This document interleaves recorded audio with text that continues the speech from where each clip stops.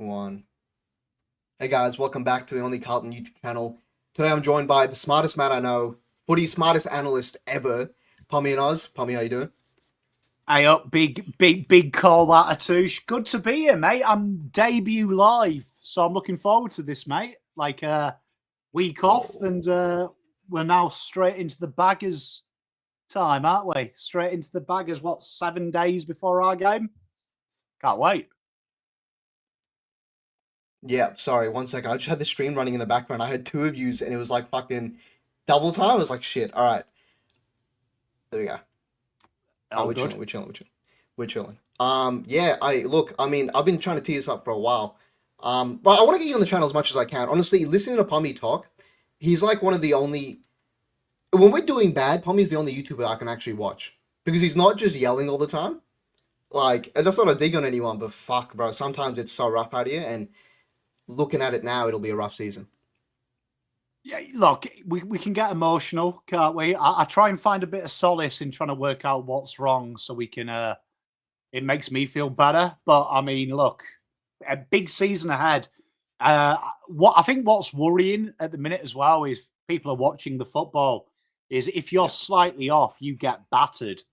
Like you get battered, which is making these losses even worse. Like some of the games I've watched this year, I don't think the team is as bad as a 40-point loss, but that's the way it is. So something you've got to get right, because usually by about round 6, we know who's going to win the flag, you know who's competing.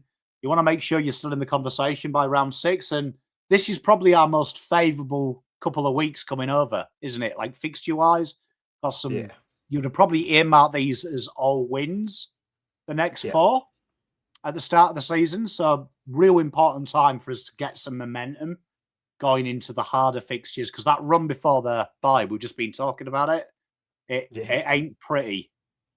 It's rough. It's rough. We really have to win these next couple of games because they, like you said, they're against lesser I got to be careful when I say lesser opposition because we're not that good either. But they're not like Melbourne isn't. We always match up well against Melbourne. North have a great midfield and a great forward line, but they lack defensively.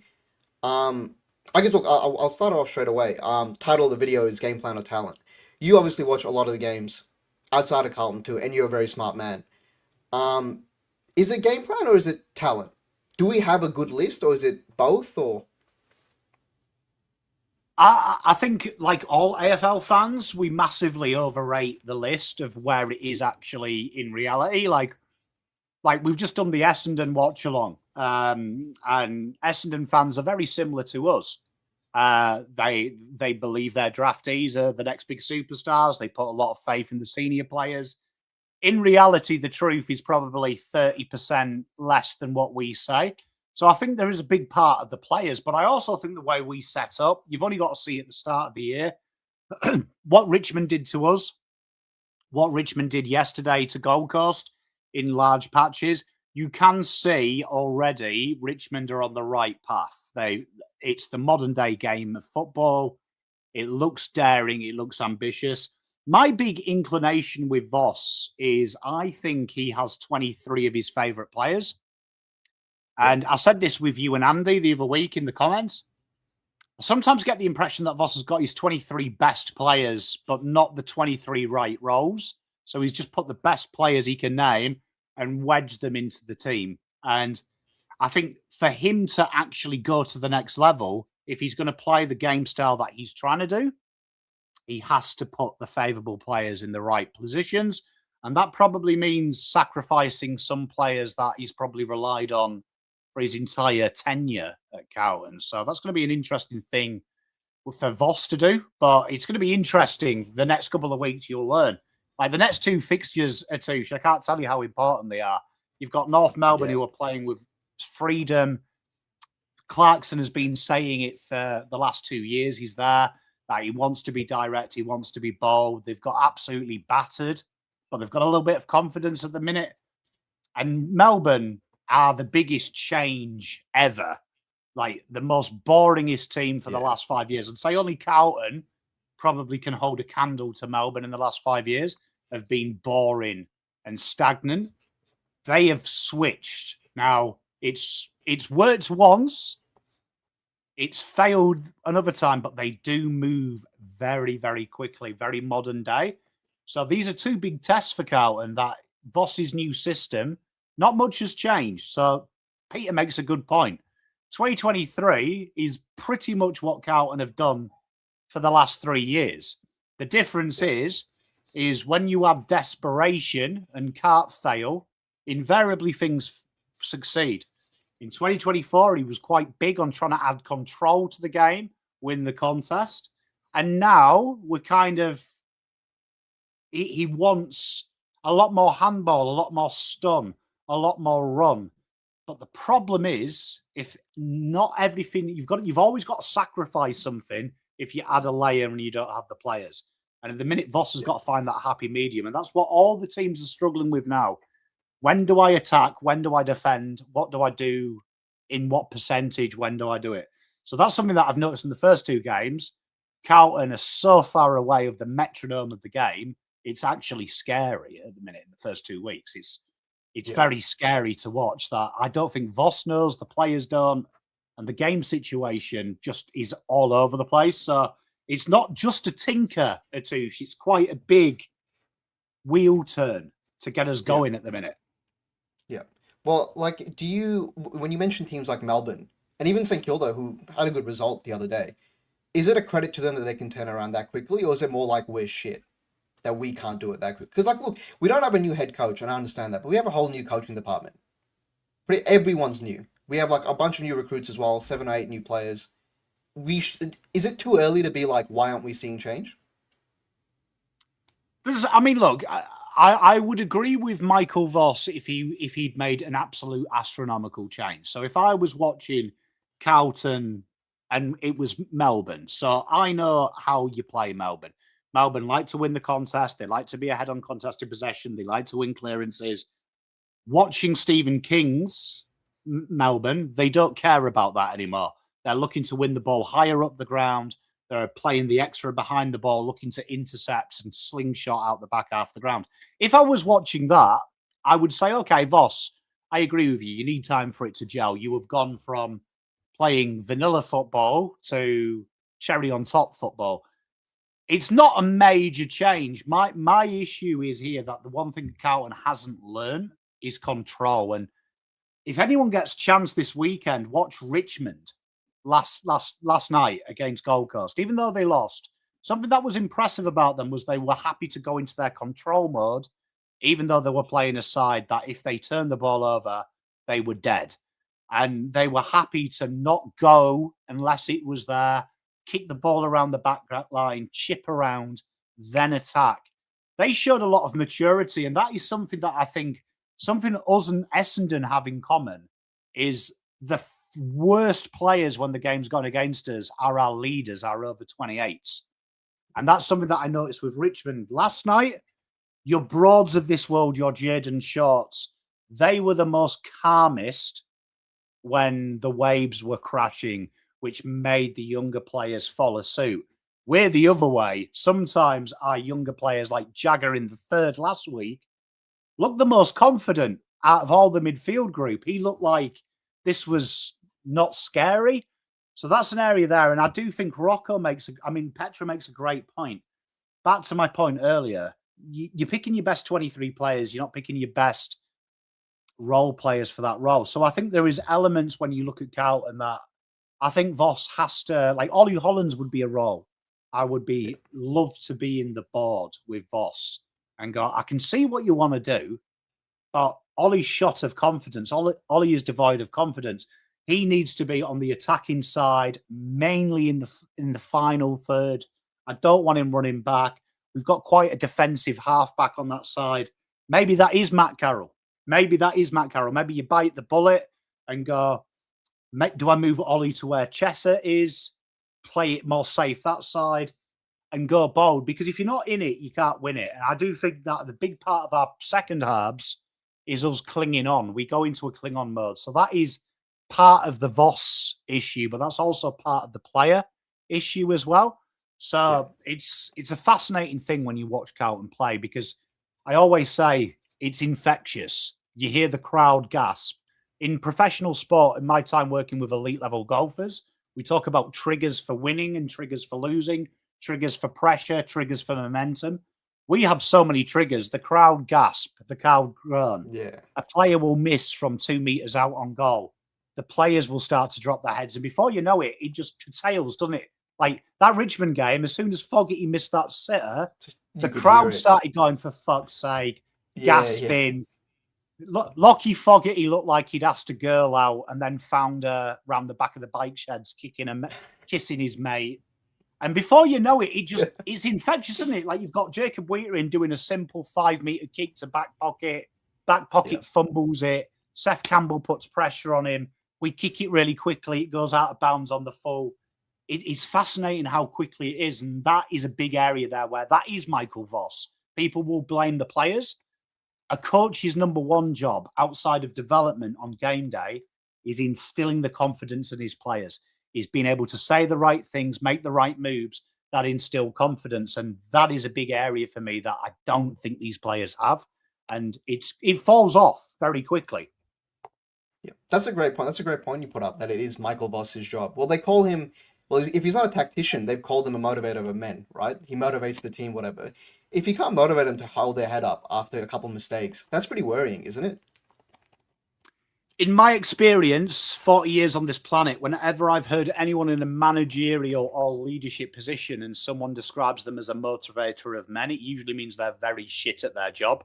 Now, that is maybe me being a pessimist, but if I was ever described by my boss of, oh, he gets the boys going, I would be offended because I'd be like, okay, I must be shit at everything else, but like, you know, I can crack a joke. And when Teresa at the front is in tears because the boss has shouted at her, I pep her up.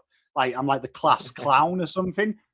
That always worries me because like I can only talk for myself. When I listen to Michael Voss speak, I'm hardly inspired. I don't listen to him and go, Jesus, now I know how Matthew, Mark, Luke, and John felt when Jesus was giving sermons. I don't feel like that. I feel more like my deputy principal at school is telling us about the time we've thrown a stone at a cyclist and he fell off his bike. And I'm just like going, I wish you'd hurry up because it's Friday, 4 o'clock. I want to go home. Like, that's how I feel. So, yeah, Atush, I think the big part of Michael Voss on game day is to instill that confidence. And when people aren't confident, I always look at it this way. Your plan is your safety net. You listen to all the best players in world sport. They talk about plans, whether it's Kobe Bryant, whether it's Roger Federer, whether it's the Chicago Bulls of the 90s, Manchester United of the early noughties. It's about plans and repetition. I would say that your first thing that as a coach, using golf as an analogy, if my pupil is struggling, I would say we haven't put enough emphasis on the plan, the technique. Because under pressure, your technique and your plan is your safety blanket. It's your mum coming in at bedtime, singing you your favourite lullaby when you've had a nightmare. It's that kind of thing that you can resort back to. But if there's a bit of a misunderstanding, and Pete makes a great point, right? So it 100% is. And because Carlton don't live in an autocracy. We live in almost, we don't live in a democracy at Carlton Football Club. It is the coaching staff and the line staff. So for me, that's another issue there. When you're putting Cooper Lord right back, half back flank, Ollie Lord goes back pocket. You're doing the same things over and over again that give you the same repeat answers. And I do find it fascinating. In the last 2 games, Voss's first move has been Kemp full forward to fullback, which he was retrained as a forward because he failed as a backman. Ollie Holland's back to half-back flank. After all pre-season, we've said he's a winger. You go back to the old thing. So old habits die hard. And being a failure is habitual. It's the same as being a success. It's not luck. Habit can be good and bad. And I feel like we've fallen into a habit quite a lot in game. And then outside of football, we do the same thing. Like, we all hear the same thing, don't we, Atush? It's always same but different. Go harder. Try again. What's the other one that Voss likes? Bang the drum. Get after it. It's like sometimes you can't. So it's not doom and gloom, but at the minute, I do think you've got to change your methodology to enact a different result. That's interesting when you say, Voss says all those taglines or buzzwords. When you watch it, and someone said in the chat before, I forgot who it was. When you watch a coach like Bevo or like Sam Mitchell, after a loss, they'll explain how they lost, and they'll help you understand, right? I've never watched a Michael Voss presser and understood even like why we lost. I don't understand what he says half the time. Like he speaks in like riddles. Like he'll come out and be like, we just need to quantify and activate on the field, and I'm like, what the fuck is he saying? So, What does that mean? So sometimes I've got to admit, it reminds me of Michael Voss's press conferences. Remind me of Matt Smith's Doctor Who. He's saying a lot of words. Yeah. I have no idea what any of it meant, but it sounded good. I do think a big part of it, and this is like another subject. I was saying this about Essendon. I do feel like Carlton have tried to have a PR change of, we're really afraid of using any vernacular, any verbiage that could be seen as ruthless, that could maybe be seen as what got us to win at all costs and cheat the salary cap in the 90s. I think Essendon do the same when I hear them speak. They're so worried about that drug saga that they're almost scared to do anything that is deemed ruthless in the pursuit of excellence in case people go, oh my God, they're on drugs again. So I have noticed that. I think people make this as a Voss problem. David Teague only ever criticised the players when the players revolted on him, right? When they checked out. But before that, David Teague was cuddly Uncle Teague. They all wanted him. Before that, Brendan Bolton was the teacher that they all liked. The last mean guy they had was Mick Malthouse, which they managed to twist the narrative that he was a Collingwood shill sent to destroy us. But it's fascinating that Carlton have always been scared of that kind of like verbatim. And I don't believe for a minute these players are weak. Like, I genuinely don't believe they could have gone through 5 years of elite level football as a draftee, gone into the bigs, and you're telling me these players, if they were slightly called out, would be upset. I don't believe that. So I do think a lot of it is PR, that I almost think Voss's press conferences, they're scared if the Monday Blues jumper punch, blue abroad, someone clips it and goes, oh, he's gone mental, and then they've had a bad game and now Voss has lost the players.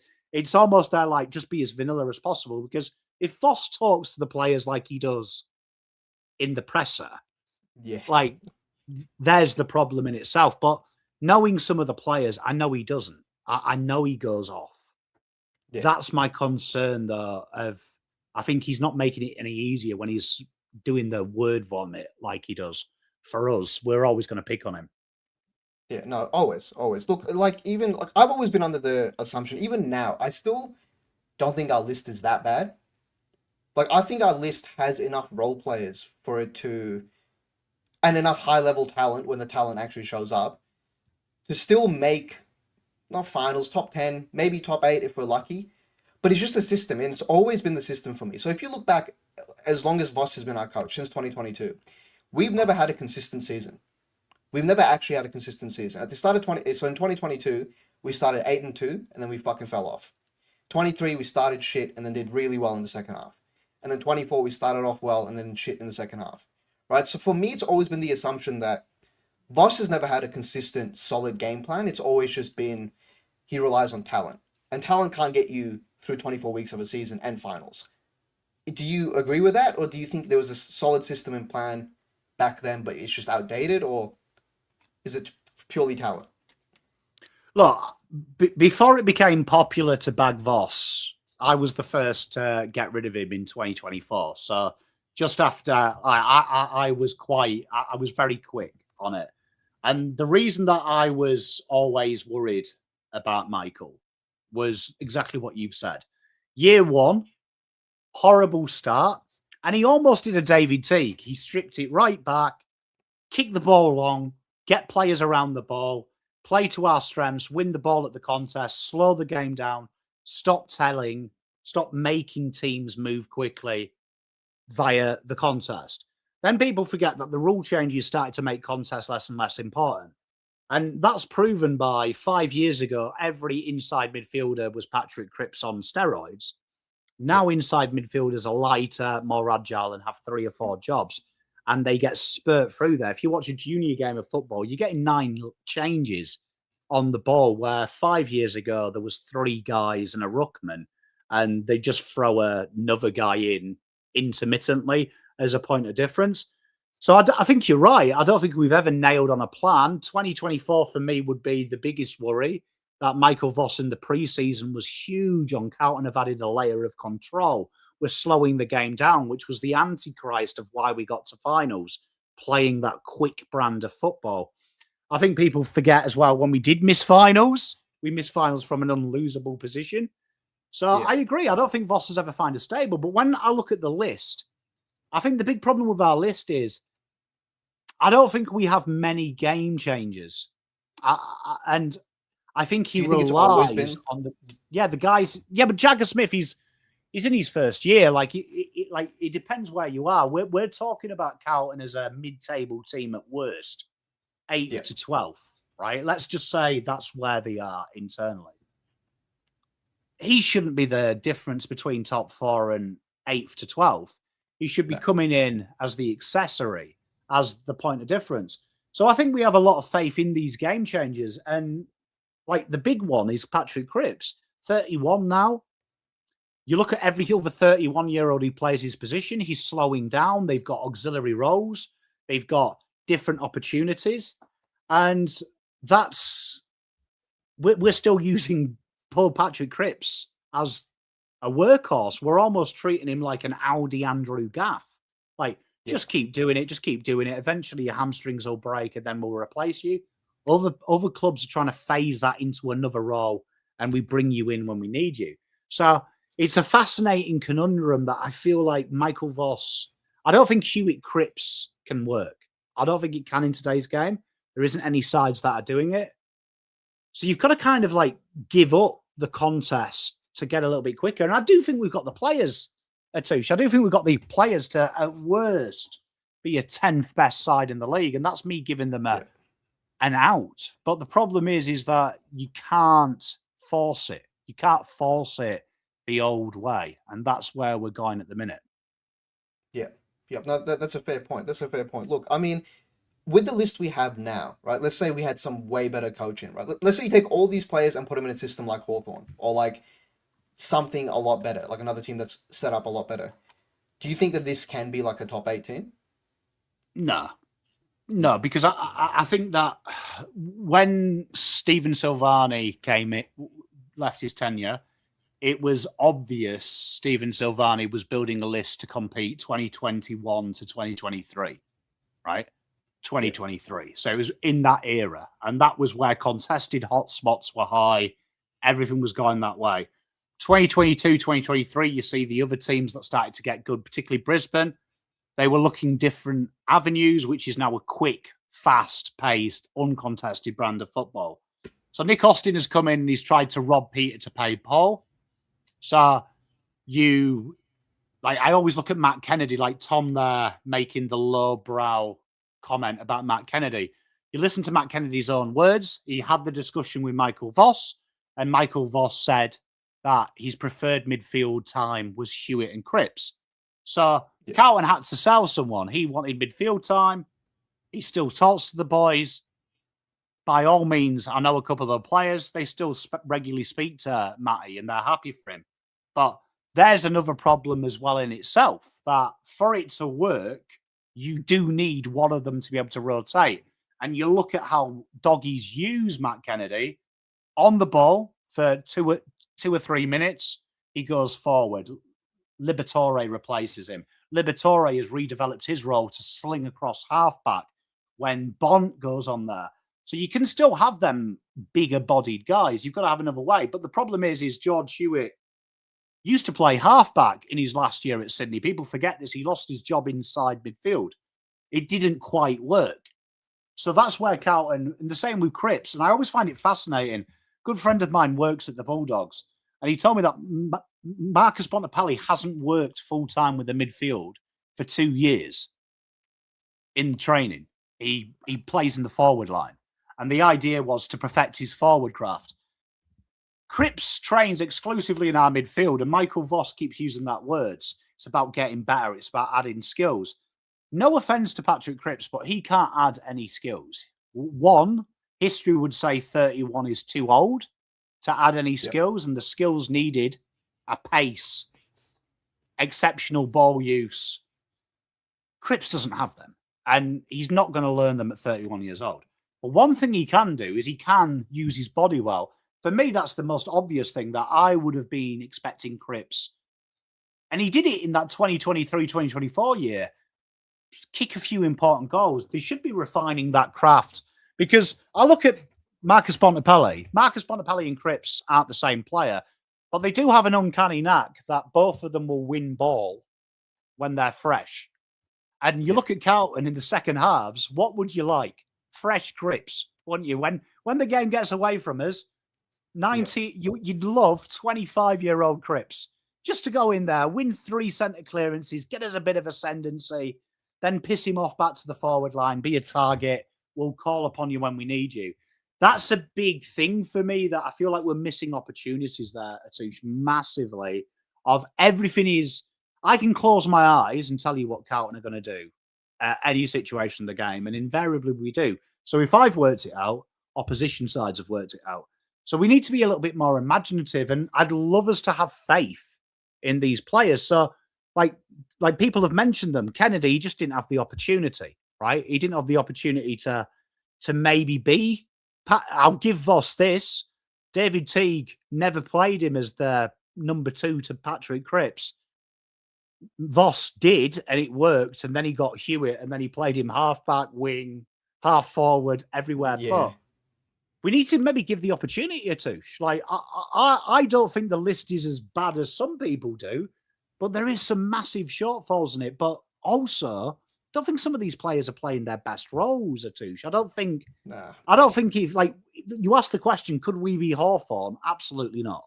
Could we be Brisbane? Absolutely not. If Fagan tried to play Fagan's way with this list, bottom 4 straight away with the players he's got, because we don't have them players. But I'd imagine he would be playing the players in their best position, Atush. He wouldn't be putting Harry McKay when he's only got one guy above 195 coming up the wing to be the outlet ball. He would be playing him in the goal square, old school Eric Hipwood way. Right? That shits me. That Harry McKay point shits me. But can I ask you a question? Is that player directive? Because I know Harry likes playing up there. He likes moving up the ground. It's always how he's been, right? I'm not sure if he was like that in his 2021 season. Can you confirm that? In his Coleman year, did he also move up the ground that much? He always did. He always did. He's always done it. But you've also got to remember that, like, at that period of time, there was other tolls in Carlton's list as well when he won the Coleman. But this year we've got pretend. Like, no offense to them all, but they are pretend Mickey Mouse forwards. Yeah, he should be the main target. One of them's a backman turned forwardman, and the other one's Mitch McGovern. I mean, we really don't have any target. And one of them's Mark Pitnet, who, hey, shout out to Mark Pitnet. Fucking, have you seen that meme? He's like, oh, polar bear in Arlington, Texas. What the fuck's he doing there in the Coleman race? That's sick for my media team. But I don't know why he plays up there, and it shits me because he has potential. He's one of the most frustrating players to watch. Because I love Harry McKay, and I'll stand by this. There's clips of me saying it from last year and the year before. I'd rather have Harry McKay in our team than Charlie Kerner. I think as a system play, he's a much harder worker, and he adds more because he's taller. You know, he can run down that wing. Kerner was just a lot more athletic, and he was a game winner. That's one thing Harry's never really been, is like a game changer, game winner. But he just doesn't do it. He doesn't jump for the ball. He's 210 centimeters or however tall he is, but you wouldn't know it. You wouldn't know it at all by the way he plays. I think the big thing with Harry is that he's definitely out of form. He's definitely out of form. That's plainly obvious. But that's where I would ask. You look at like Fagan has had forwards go through horrible moments. Eric Hipwood went through a barren run. Even Joe Danaher, when he had him, went through a barren run. You look at the simple things he did. He left him in the goal square, tried to get him a sneaky goal. I think Harry is one of them players that he definitely is a form-based player. He's not a kind of guy that he's going to wake up. and just suddenly kick 20 goals. I think he's a confidence level player. So Carlton can't manufacture that at the minute. Like, unfortunately, Mitch McGovern is already proving to be quite dangerous. You never leave it. He always played the third. Carlton have been kind of kissed on the dick. He's there. Brodie Kemp, I'd rather see him work up the ground because he's got the mobility. So I'm with you. I mean, look, Harry at the minute, he's definitely out of form. The problem is Carlton kind of knew Charlie was going. I don't believe that was a last-minute decision at all. I don't think Charlie Kerner September rolled round and went, hey, guys, see you, boys. I think they would have known about it. It's bizarre because Hudson's not ready. I love Hudson, but he's not ready. So a lot's relying on Harry McKay, and at the minute, he's definitely out of the loop. And can he find it? Like, you hope so, but like last year he had 22 goals, didn't he? And we had the anomaly year, 2024, where he kicked nearly 50, but this isn't a new thing. This is what annoys me when I hear content creators and fans talk about Carlton. Second halves are shit. Second halves have always been shit. Carlton can't kick. I can't remember a player we've drafted that can kick. So it doesn't happen in football that a player that's drafted goes from below average to elite kicking. They add little increments, yes. But people forget, Harry had a 25 goal year only the year before the last 49 thing. So Harry's form has always been up and down yo-yo-esque. So they're fascinating little conundrums that Carlton fans kind of remember, because I think 2023 clouds their vision. I genuinely do. I think the finals run clouds their vision, but all the players had the same issues, massive issues. And this is where it comes down to development. But I also say Carlton have always tried to play a game plan that's catch-up. My annoyance with Essendon and Carlton is the same. There's no identity. There's no identity with them. I don't know what they are. Yeah. Like when I watch them play, when I watch Hawthorn play, I know what they're doing, right? I'm not the smartest footy head ever, but I know that they're going to overlap run. You know, they play that zone defense. They're going to run your legs from out under you, and they're quick. When I watch us, and I know there's the big difference between halftime and before halftime and after halftime, but even before halftime, we're moving the ball quicker, but it's never, I don't see a structure. Do you see a structure? I'll ask you because you're much more analytical than I am. What is our game plan? So what are we trying to do? Other than just move the ball quickly. Because for me, doesn't everyone isn't the goal for every team to move the ball quickly and win the contest? So, look, everyone's moving the ball quicker now. So everyone's moving the ball quicker now. Absolutely, that is correct. Contest has died in AFL, and it's been slowly on the wane for about a few years now. I remember doing a video ages ago in 2020 and saying that everyone was getting excited because we were winning stoppage and clearance. But you look at the last couple of premiers in that era, Richmond were never good at that area, right? Richmond were never a top team at that area. Melbourne are the anomaly. Geelong have always, Chris Scott is famous for saying their battlegrounds that he breaks even. He always talks about that against Carlton. He knows Carlton are going to win the centre clearance in the stoppage game, but we're trying to get it as close to break even and hurt them in other areas. So, yeah, they are. There's many ways to skin a cat, though. You are correct. You look at Gold Coast at the minute. Gold Coast are playing an incredible way of playing an extra ahead of the ball, trying to enact the pressure a lot quicker, which then forces you to turn the ball over midfield, and their players like McAndrew live on the halfway line. But then you've got players like Sydney that do drop back. Sydney do drop back, mainly because their defence isn't elite like the other teams is. But they also put very early pressure, but their mids almost protect the halfbacks. So they're kind of asking you to come into the corridor. They funny you why. Geelong are one of the best teams in the world with their structure. They take away your width. They try and get you to play through the corridor. Teams that have success with them keep their width. They play on a shallower ground. It works. So there's many different ways to do it, but they all do have same principles. And at the minute, we're starting to see teams transition quicker. Transition is the name of the game. Forward half pressure is the name of the game. That's a big part of it. But the stoppage and clearance, you'll find a lot of teams are quite happy to cede that. You saw it this week. in the Essendon game, we saw it in the Richmond game as well. Contested possessions no longer are an indicator of who controls the game or who's winning. Yeah. Centre clearance is no longer that as well. Gives us an indication of territory, but like you look at Essendon this week, they were winning the clearances, but it was something like 65 points on turnover. So a lot of that was them winning the clearance, punting it long, and Port going, oh, thanks for the ball back, bang, bang, bang, goal. So, and you see that with Carlton. A lot of teams do that. I remember doing the round 20 game last year and talking about it was almost like the opposition were letting us get the clearance so they could hurt us on the counter. So he's finding that happy medium. But also in Voss's defence, if you would prioritise our midfield as Cripps number 1, Hewitt number 2, you will be obsessed with centre clearance and stoppage because it's their bread and butter. Yeah. No, I agree. 100%. Well, so that moves on to another point of like, can he really play different? Can we play a modern style of footy with the list that we have? Because how many elite runners do we really have? How many elite ball users do we really have? 1, 2, maybe? Like I don't want to include Jagger Smith in this list because he's a second-year player, but it's his first year playing footy.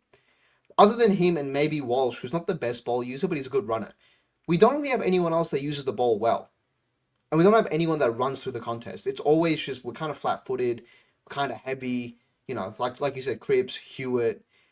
Lord is a good addition to the midfield, but we don't play him in the midfield for some reason. We rather play him on the wing, and that fucking cooks me, but we have, like, and I wouldn't even mind seeing Ollie Hollins run through the midfield. I know he's like, what's the word, polarizing, and a lot of people don't like him. I don't think he's as bad as a kick as people think he is. I think he doesn't have composure. But when he's not under an insane amount of pressure because no one around him is helping him, he does make good decisions. Yeah, I mean, look, to answer your question, can we play a modern? Define modern day. Can we be Gold Coast? Absolutely not. Can we be Sydney? No, we can't be Sydney. But we can be Carlton. We've got to create an identity though that plays to our onwards. So, like you look in the first halves, I think people have got to break down how we lose. So in the first half, against both sides, we looked quite good. Why was that? Well, Carlton kind of had a little bit of a cheat code. Jagger Smith and Sam Walsh. And Sam Walsh likes that to hide out the back of a stoppage, hide out the back of a pack. Carlton fans bully Nick Dacos for skirting the contest. Amazingly, you're going to have to get used to it because the good players skirt the contest. The bad players get involved and get their hands dirty. The ones that win games couldn't give a shit about contested ball. So Sam Walsh would do that. And then both times, teams have shut that handball received off. So James Jordan go to Sam Walsh, stop that handball getting there, stopping him having the space. Carlton dried up. Carlton then started to go through Jagger Smith. Jagger Smith had no one to keep up with him. Hewitt and Cripps just punted the ball out of there. Turnover central. Last week, Jack Ross was deployed second quarter on Sam Walsh, and there was no impact. So to answer your question, we can do it, and it probably is what you just said. It's putting extras in there and other players that aren't it. The problem is Michael Voss's go-to thing at the minute is, oh shit, Sam Walsh isn't getting his hands on it. Jagger isn't getting his hands on it. Let's just go Cripps and Hewitt for a bit. Let's go Cripps and Hewitt and Pitternet, right? And that then does play into the opposition hands because Richmond, they just deployed Taranto and Hopper. They were like, okay, this isn't going to do anything. They're not going to burst through at them. They're physical players. Carlton slow down. So I would love to speak to Voss. I'd like to see him be a bit more ostentatious. The good teams at the minute, like you watch the Doggies against Adelaide, the losable game. They just went more bold. They went more attacking. They were like, okay, the game's there to be won. Let's go hard. You saw Bont go full forward. They didn't bring him on the ball. They were like, right, we're just going to do what we're doing well. Ed Richards, you're going to run out of that contest. You're going to play quick football. We're going to take the risk. And eventually they manufactured a goal out of their ass, Oscar Baker. So I think we're very quick to go into that mindset of let's not lose, as opposed to let's double down. Let's go hard.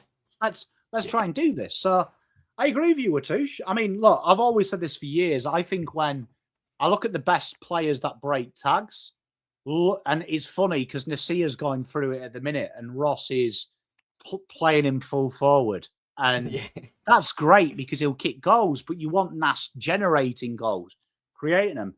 But then you look at Nick Dacos, Craig McRae will throw him on the wing. Craig McRae will move him to halfback, or Craig McRae will do the most amazing thing and use the tag against you.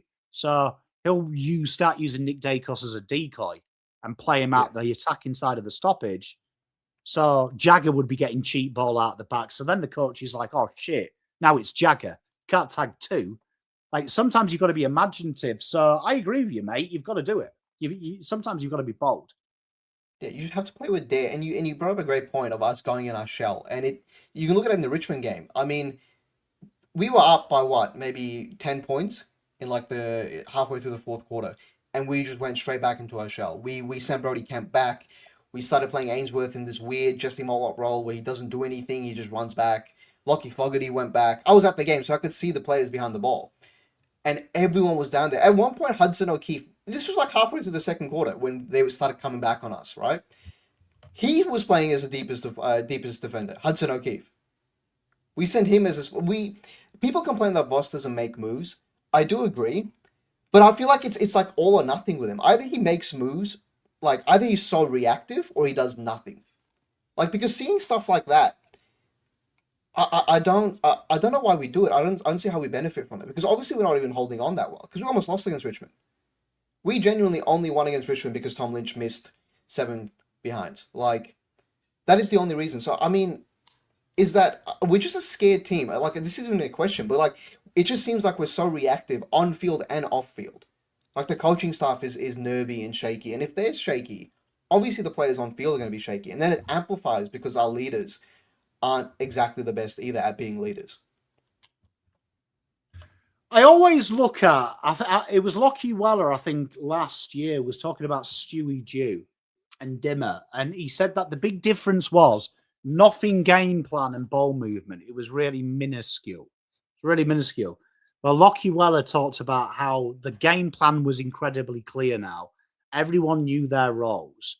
Everyone knew what was expected of them. And more importantly, there's a clear understanding of why you running this way helps this guy out. So suddenly you had an understanding of if I make this lead or if I stay on the right wing and don't come inside, I help my team out. But he said something that was really fascinating. He was like, it was the ability to be free as well. There was like kind of and it was almost worded as if Stewie G was basically like, when you get the ball, option A, you handball it. If the handball's not there, you're only allowed to kick it down the wing. Where Dimmer was kind of like, if them two things aren't on, fucking do what you want. Like, play your way. So I do sometimes think, Atush, you've nailed it. And I always say plans fail because usually they're either shit or people don't actually understand what they're doing. And if you don't understand what you're doing, sometimes you'll panic. So I look at Carlton, and at times when we're playing well or when we're playing bad, it's almost like we're doing 4 different things. Sometimes it's like, and you'll see it at the game. I noticed it the last 3 games last year when I went with Terry and the boys, that some of the backmen are like playing like a kicking game. Some of them are like playing this like handball give and go game. Some of the forwards are expecting the ball to be kicked on the head. Some are leading. It's almost like they've forgotten which phase of the game we're in. And I always look back. Then I wonder about the leadership because Michael Voss said it himself. We couldn't control the last 4 minutes. Round 1 against Richmond. He used this phrase. We tried a few things. Nothing we could do could stop them. That worries me. That really, really worries me because I'm like, if you're saying that, like, was there a plan? Like, was that talked about? Because I've watched Sydney a lot in pre-season last year and this year particularly. They didn't do anything that I wouldn't have expected them to do. They did what they wanted to do, which is their main game plan. So I find it fascinating that no one expected that to happen. Like if Michael Voss is genuinely looking me in the eye and gone, who knew? Pom, like, who knew Isaac Heaney handballs it out to Golden in space, and Golden has a like. I would have been like, mate, are you being serious, bruh? Are you being serious? And that comes back to the game plan. Like, people say Carlton are unfit. That is the biggest mistruth in the world, because all the running numbers, particularly since we stole the Sydney fitness guru, who is regarded as getting Sydney fitter than ever, and Voss has one of the most labour-intensive game plans at Sydney. It's almost too strenuous. Is Carlton always lead the meters, the kilometres ran? Carlton are a very fit football side. You look at Carlton's release time trials, it stacks up with everyone else. There's two different types of running, though, Atoush. There's long distance running and short distance running. It's why we have medals for long races, short races. Carlton are expelling way too much energy too soon, and that leads me on to up the guts. You look at Ben Ainsworth. There's probably not a small forward in the league who works that hard. Like, if you look at small forwards who are good, that's kind of a benefit if they can spurt on the ball. It's not the entire game, though, because Keziah Pickett isn't on the ball all game waiting for the ball to come. They've got him where he's going to hurt you in the forward line. That's where they go. So I think a big part of it as well is Michael Voss has told you what the game plan is. Fight, effort. It's effort related. It's effort based. And the problem is, and I'll say this, Carlton fans in the chat, do you remember a time we've kicked a goal that's like 6 kicks? Like, just gone kick, kick, kick, kick, goal. All of our goals are really labour intensive through sometimes ridiculous football from us, but sometimes it's actually a technique. It's a set play. And I always say, you don't get set plays in the AFL like you do in soccer. You don't get corners and things like that. But you do get kick-ins. Watch how Carlton kick in. It is their operation number one is labour intensive. It's hard. It's going to require at least 2 contests. It's going to require too many handballs and kicks. So there, I'd say that is the big game plan. Get your head of the ball, get to as many contests. Voss said it himself. Get to the next contest. Will yourself to the next contest. He said that in round 18 last year, that the boys needed to will themselves. Next contest. Pommy's got receipts. Pommy's got receipts.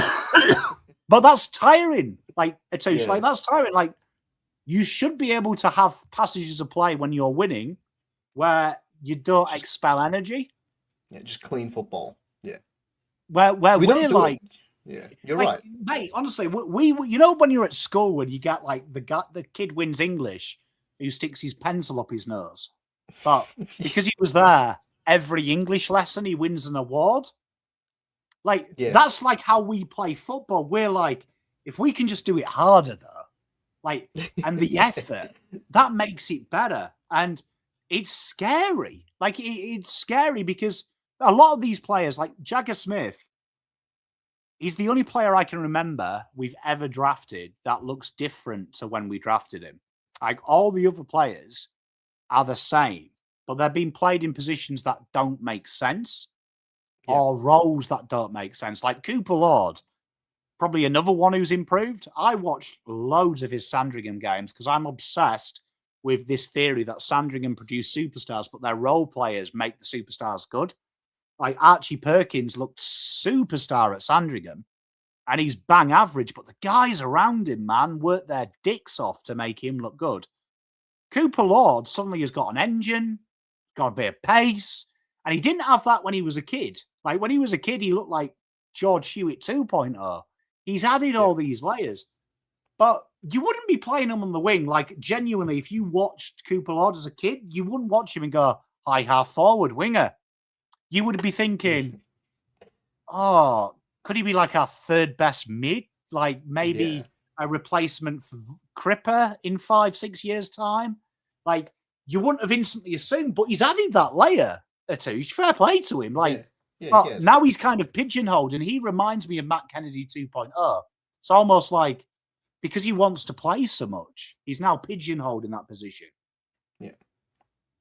Do you think that we're scared to pull the trigger on some of these players like that and just push Hewitt out of the midfield and just push some of these players that shouldn't be there out and have like the new age come in? Or is it too early for that? Is it too early to like Well, I'll answer that question and answer this one after. What are we doing? Are we rebuilding?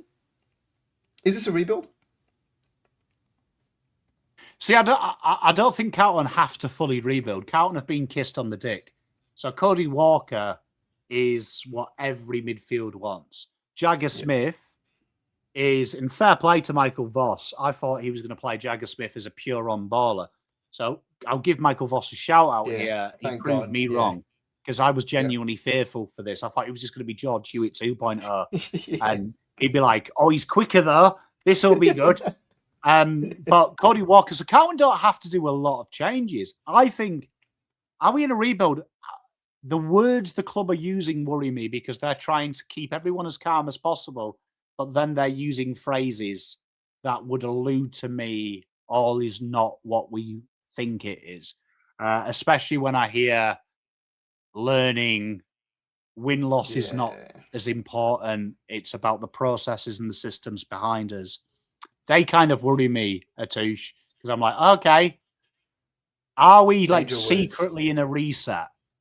That you haven't said it.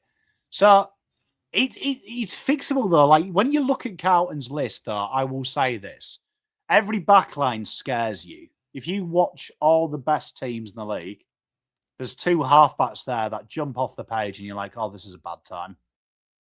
I'd say that's Carlton's biggest area of shortfall. We have recruited millions of halfbacks. Not one of them scares me, and I don't think he scares anyone else. And then, obviously, the form of Harry at the minute, it's a worry. It's a worry. That's the biggest thing for me. Is it's not even just key forward. It's our key position players. So other than Wiedering, he looks a bit down, he looks a bit off, but we'll chalk it up to injury, right?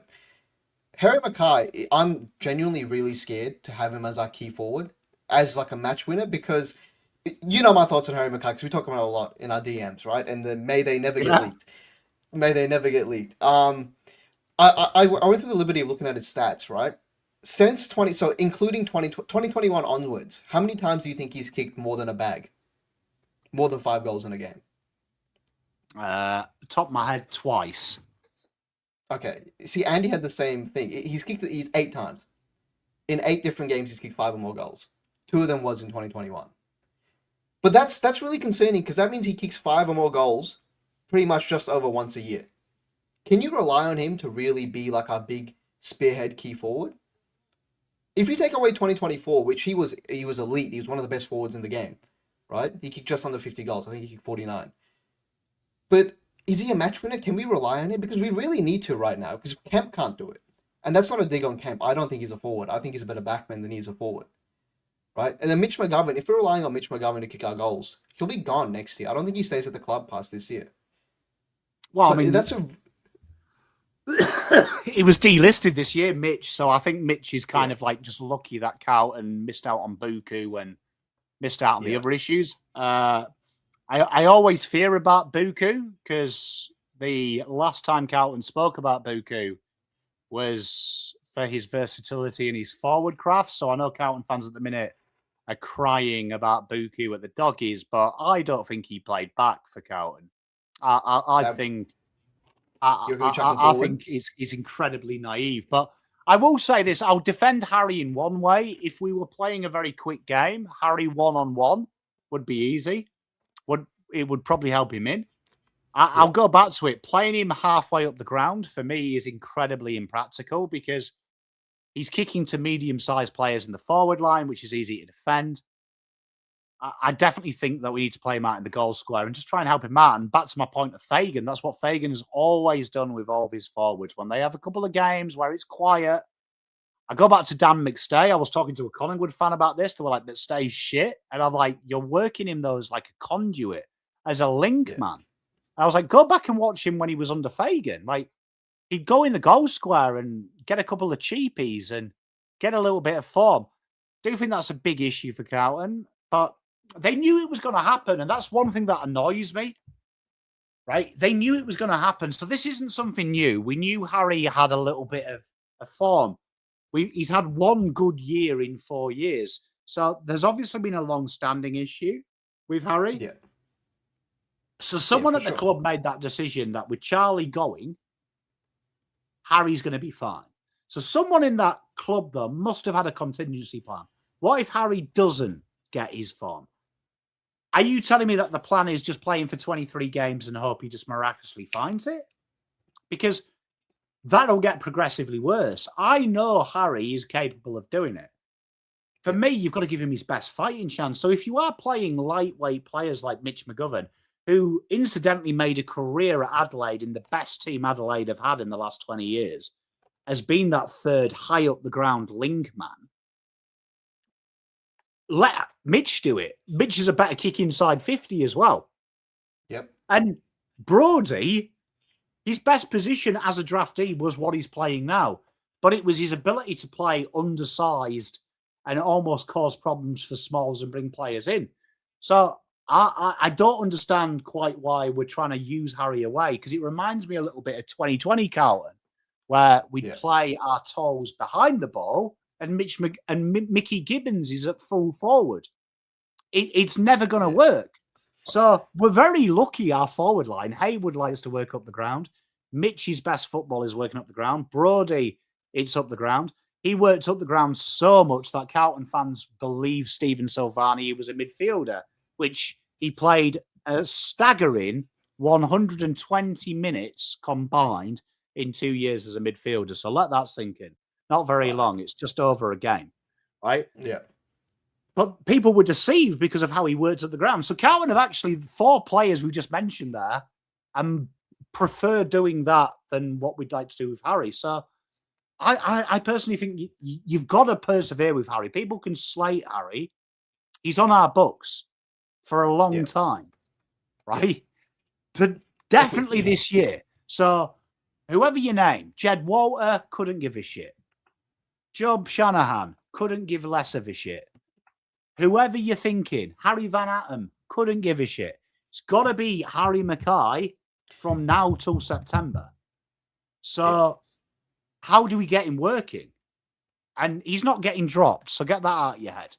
So for me, you've got to play him in the goal square. Give him the best chance, because I do think Harry, the way his brains works, and it's always worked, he kicks 4 goals a touche. Suddenly he's back. Suddenly he's back. Like, I'm telling you, that's how Harry works. Yeah, he's very confidence based. Like I saw, whenever you can tell if he misses his first shot at goal, he's not the same in any game. Look at any game he's kicked the bag in, or any game he's like done well in. He's always nailed his first shot on goal. He's very confident based, which is, it's fine. A lot of players are like that, but like it seems like all our players are like that. Seems like all of our players are confidence based, and maybe it's the whole comp's like that. But why are we so reliant on like confidence, feelings, and getting rattled? Why are we the only club in the comp that gets rattled? I think they all do, Atush. They all, like, this goes back to anything in like business, life. If you've got a plan and everyone, and this is not a knock on Voss, it's a linear understanding of the plan as well.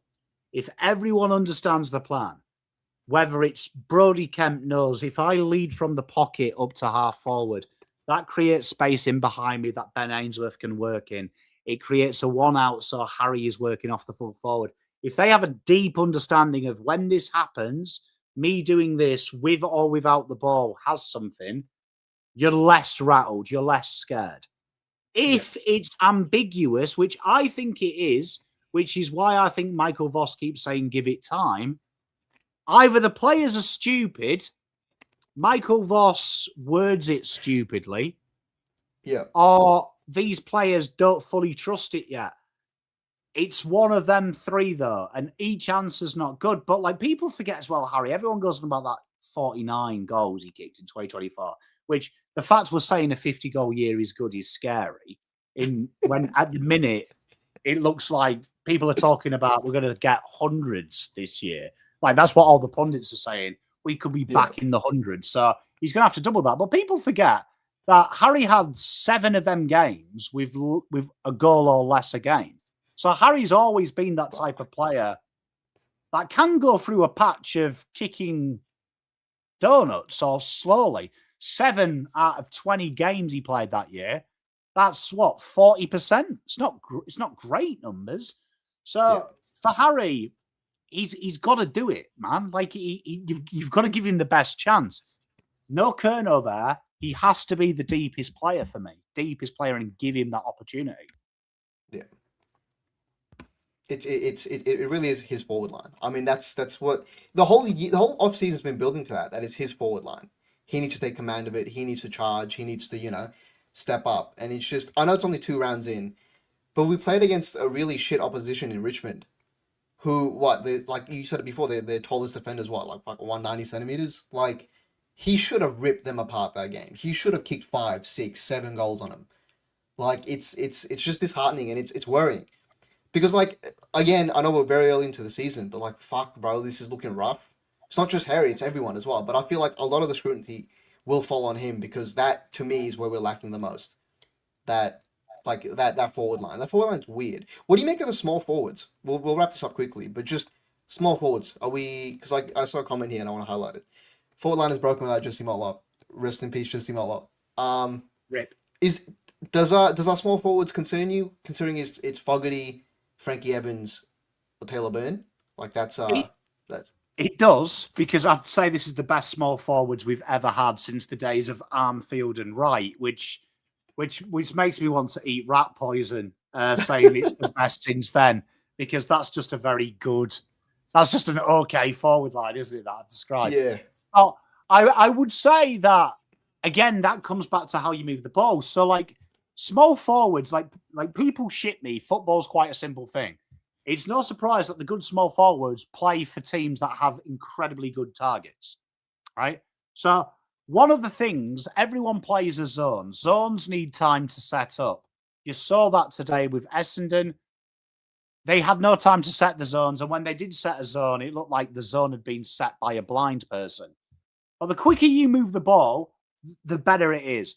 Small forwards thrive on Harry McKay. So I reckon most small forwards would dream of a semi-quick 100 kg, solid muscle, 204 key forward who's going to take 2 people wherever he goes to create space in behind. So Will Hayward's that medium-sized, awkward guy, can play small. I think you've got to look at him as like the Jack Martin. He is the icing on the cake. He always has been an icing on the cake footballer as well. He kicks 5 out of his arse, but the next 6 weeks he'll kick 0. But he's going to be a pain. Ben Ainsworth's the best small forward. Taylor Byrne to come in. Carlton should be having opportunities, but for them to work, it can't be shallow, long bombs. It has to be deep entries towards the goal square, which again leads me to Harry McKay has to play in the goal square. You need your target as close to goal that leaves gaps between the fullback and the centre halfback, so your little smalls can play in there. Your Brody Kemps can play in the gaps. So that is a huge area for Carlton. That small forwards are good, man. I genuinely, it's the first time we've been doing selection table for 3 weeks.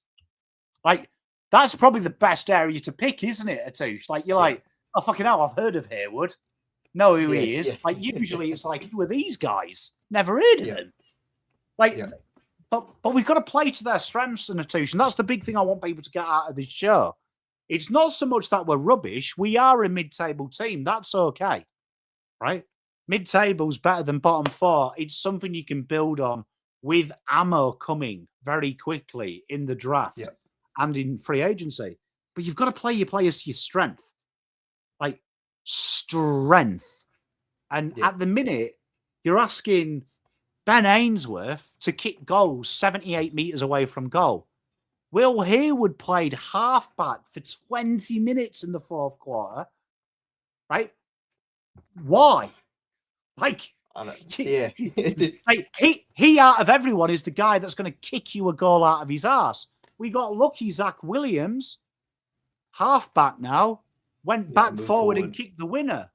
But I looked at a lot of them entries. They were shots to nothing. We're working too hard.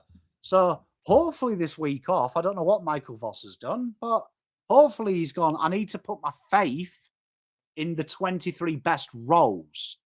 And that might break his heart because that might mean he has to say goodbye to one of his favourite midfielders, that might mean that you're going to have to drop Ollie Hollands.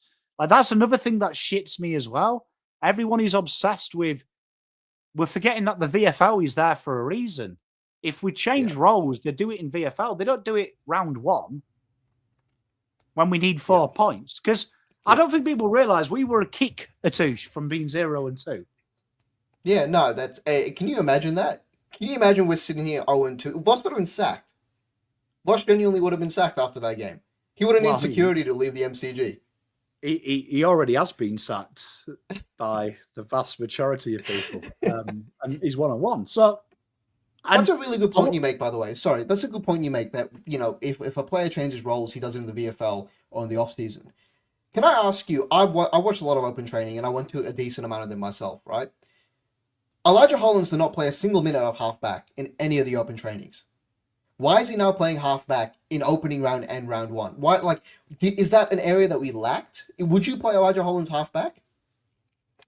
Well, he was one of my favourites in the draft, and you know what? I've got a very good friend of the channel works with Brisbane Academy. So in his draft, he was. I've got a message from him saying, I hope that Jasper Fletcher can turn into the footballer Oscar Hollands is. Ollie Hollands is. So let that sink in. Let that sink in. We'd all agree Jasper Fletcher is a more devastating footballer than Ollie. But this again goes back to, what do you want your players to do? Ollie Hollands was incredible in his draft year. I know it was just around the COVID time, but he was incredible for his overlap run, his give and go, his very aggressive approach. He used to generate a lot of inside 50s. He played for an incredibly dominant side. In Murray Bushrangers were very strong slingshot, and Vic Country were very, very good that year. He's one of the ones that scares me the most, because I said it on the rating show. If you blurred him out and you said to me, Pommy, this is someone that went top 20 of the 2022 draft, I couldn't tell you who it is, because I don't recognize Ollie anymore. I really don't recognize him. And I think a part of that is our role. Halfback, I don't know where anyone got the ideas from.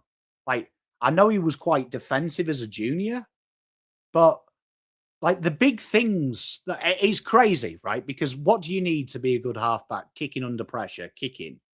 That was all of his weakness. His highlights, though, were his accumulation, his ability to keep the width, the ability to slow down trouble, improve transition, generate inside 50s. It's almost like we've got blindsided by the fact, he runs a lot. Yeah. And then they just scary to me. But it confuses me because we got Ollie Florent in. And even I'd rather play Campbell Chesser off halfback than Ollie Hollands. It's confused. Again, this whole I was hoping for some answers, but I think someone said in the chat before, Michael Voss is just a fucking idiot. He just doesn't play anyone in their position. But even this chat here, Lucinda in chat, why are we Zach Williams as a forward? I feel like he's one of our most dangerous forwards. And that Richmond game proved it. I mean, he went forward for 5 minutes and he looked better than anyone did that whole game. So he did, but I'd counter it. Round 0, our best player up till half-time by a country mile at creating halfback. I mean, basically, you've just got to think everyone's inconsequential at the minute other than your ability to move the ball. So he was our most damaging score generator at halfback, which worries me because when we bought him, there's videos of me going, where's T got he's a midfielder from? Why does he keep saying it? He played 2 games because they had the worst injury crisis ever. And he happened to have his best career game on the ball. But his halfback work is there. So I understand why Michael Voss is playing him at halfback. I'll be honest. And Ainsworth and co should be good enough to do that. My question is, though, you go in that second half of Richmond, we throw him back to forward pocket, and then Ollie Florent is kind of playing this weird back pocket role, and Ollie's now the ball user off the halfback line. when you know that doesn't work. So it scares me. Yeah. Do you know what I mean? Yeah, no, It's scary. Like I totally disagree there with Kadrick because like GWS would say the same. They think he's a halfback. The reason you like him up forward is because he's been compared to Owies and Durden, and God knows who else we've had in that forward yeah. line. So yes, he's better than them. But at the minute, if you're looking at watching Zach Williams and what we need, the problem is you go through our back line. Who is good enough to, like I always play this game. My grandfather was a scout for the top leagues in the 70s and 80s, right, in the UK. And he always used to say to me, if you want to find a good player and you want to know where you are, how many of your team would make the squad of the best team? Go to some of the best transition teams in the league. Halfbacks, who gets in Sydney's team? Who gets in Gold Coast team? Yeah. Like Newman doesn't, Sard doesn't, Ollie Hollands doesn't.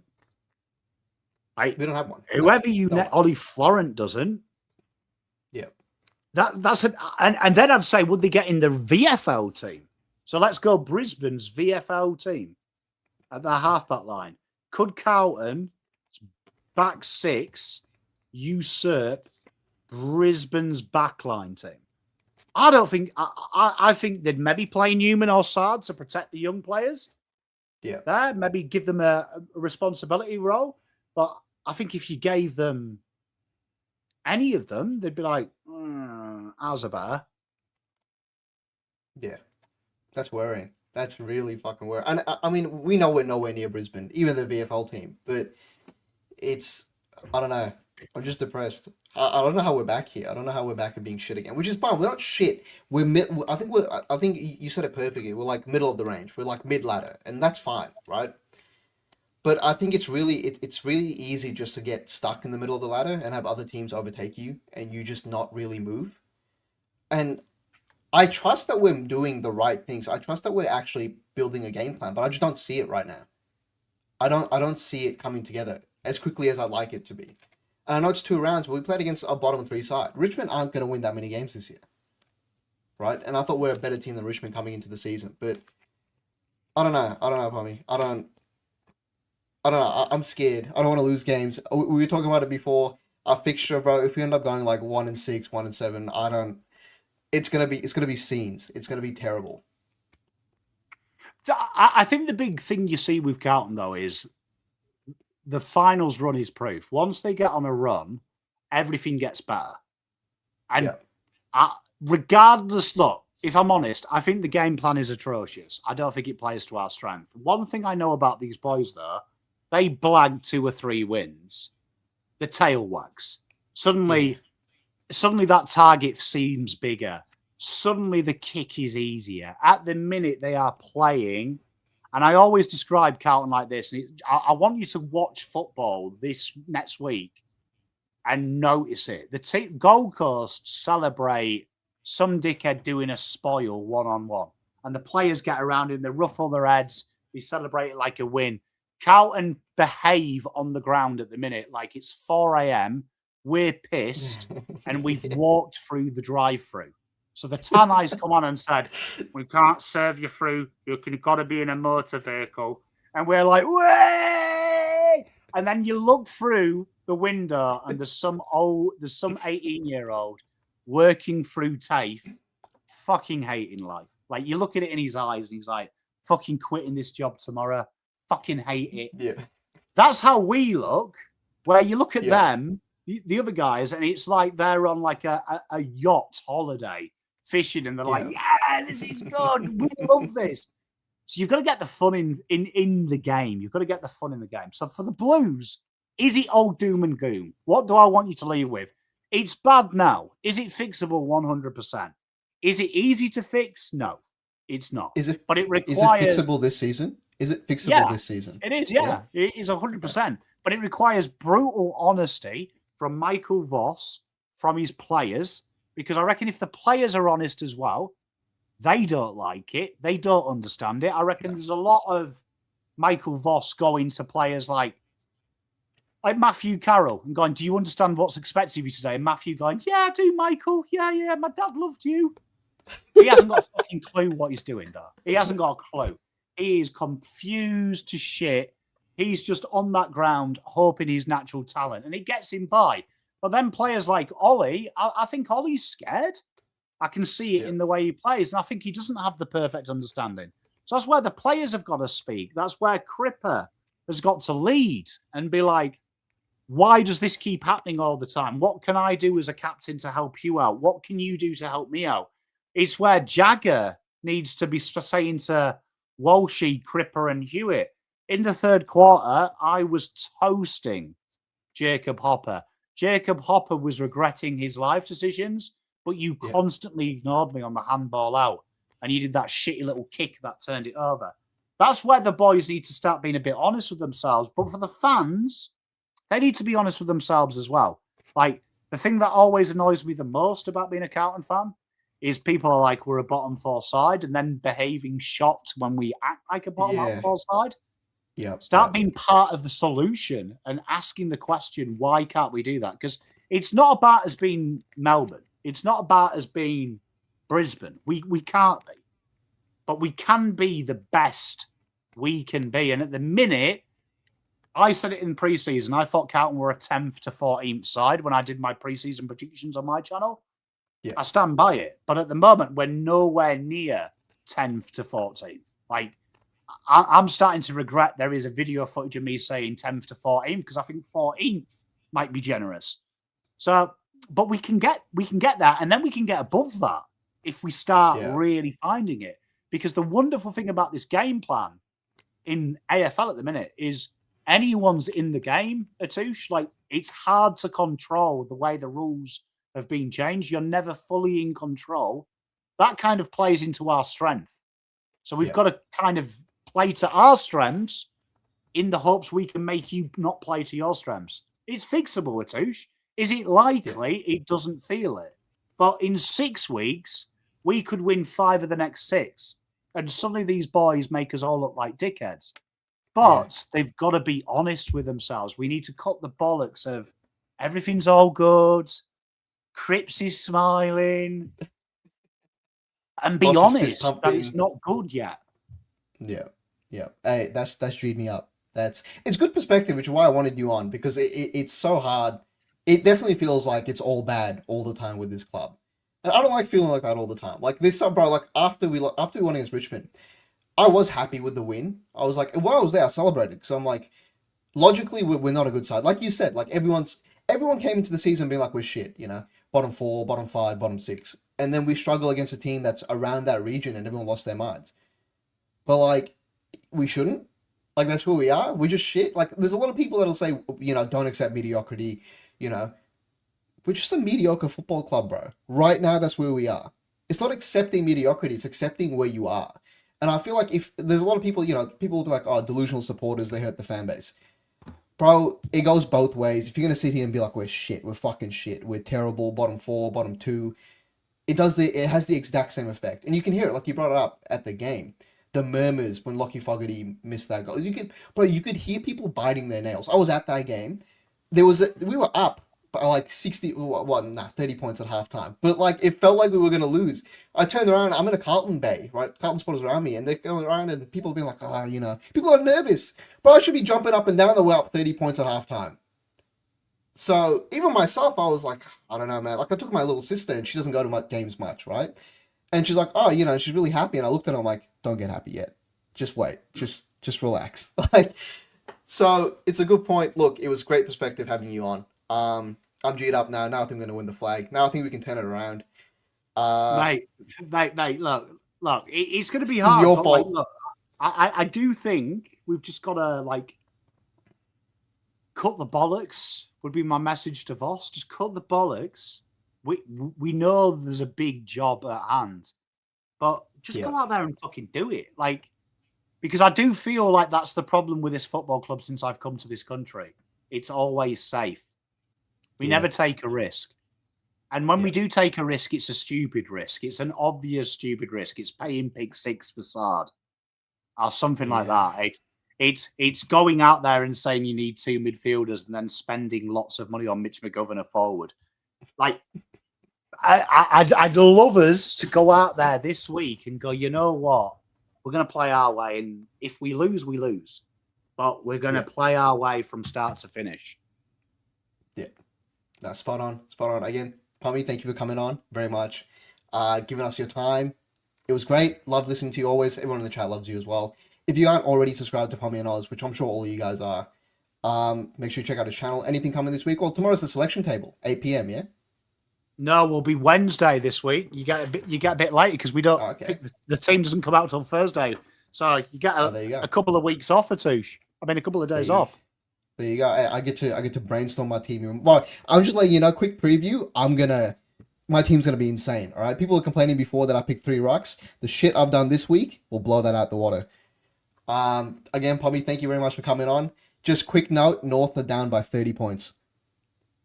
Are they really? Yeah.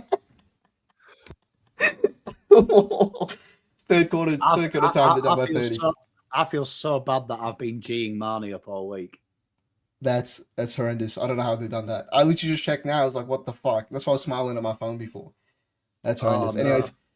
Anyways, thank you guys for watching. Shout out North Melbourne. Yeah, sorry. Thank you guys for watching. Make sure you hit the like button if you liked it. Subscribe helps out a lot, the algorithm. There'll be more lives coming soon. This is something I want to do a lot more. And yeah, again, Pommy, thank you very much for coming on. Guys in the chat, thank you for being here. Go the Baggers. We're gonna win 5 at the next 6, and Pommy said so. God bless.